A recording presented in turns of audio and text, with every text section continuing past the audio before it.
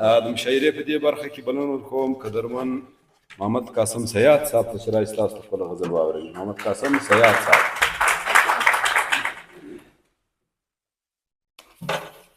د نن د سندربولي دروند رئیس په اجازه دوه شعر دي.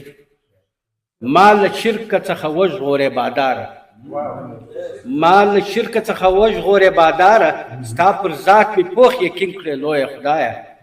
او غریبان ټوله شتمن کې چې وساسي، غریبان ټوله شتمن کې چې وساسي، هر ظالم شتمن مسکین کړې لویه خدایه. غریبان ټوله شتمن کړې چې وساسي او هر ظالم شتمن مسکین کړې لویه خدایه. یویشتمه د پیړۍ موږ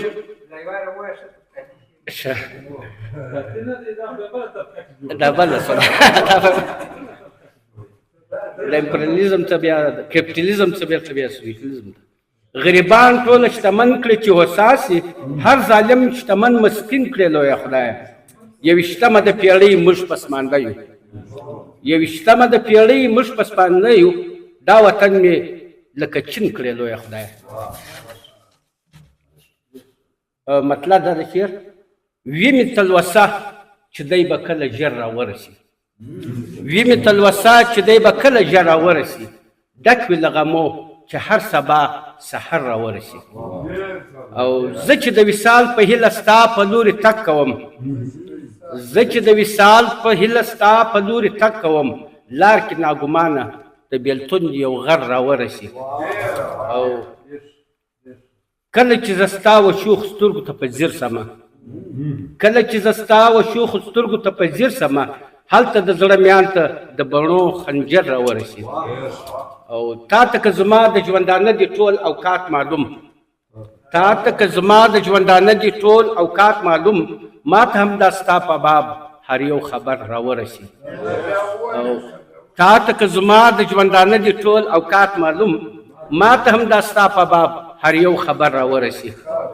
او تورې حبشي جامې به وباسي له تنه ستا، تورې حبشي جامې به وباسي له تنه ستا، لږ انتظار وکړه تورې شپې چې لمر راورسي.